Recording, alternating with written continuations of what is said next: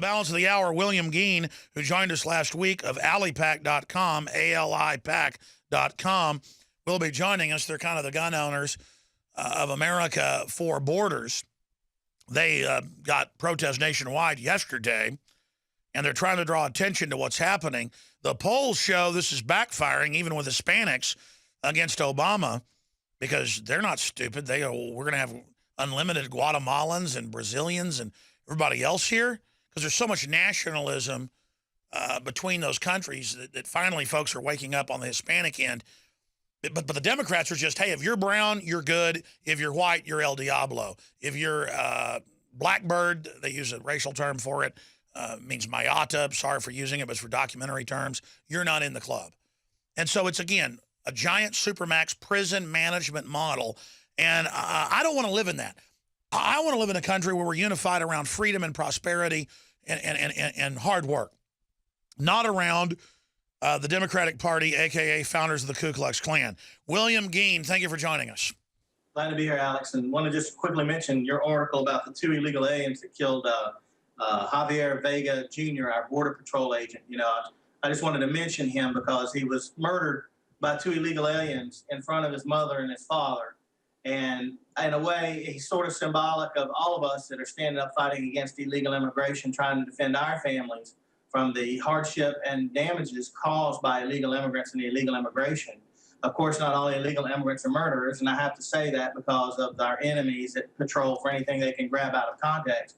But I think that Patrolman Vega, you know, being killed in front of his family like that shows exactly, you know, what the real dangers involved with illegal immigration are. And even after appearing on your show last time to talk about the protest against illegal immigration and the effort to take Lamar Alexander out of office in Tennessee, I received a lot of death threats online through the George Soros hate group Right Wing Watch, which apparently is developing a reputation for generating threats of violence and death against people that do not agree with their communist agenda.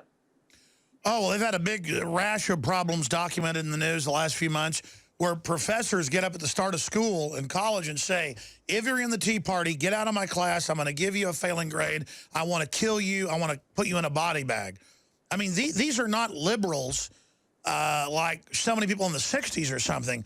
This is a deranged gang who just wants total power and I guess have some fantasy that they're going to be like Stalinist enforcers.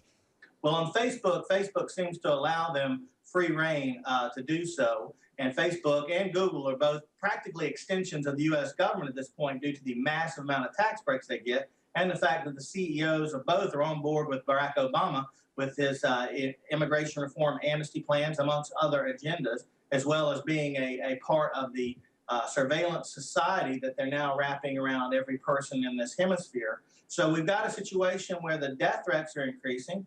Right Wing Watch had their YouTube account suspended because of death threats against one of their targets.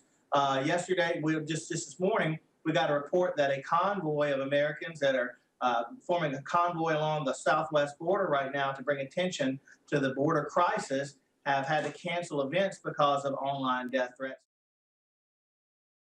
You are watching the best of the Alex Jones Show, weekdays from 11 a.m. to 2 p.m. Central. Watch live at Infowars.com/show or become a member of InfoWarsNews.com and help us take resistance to the next level.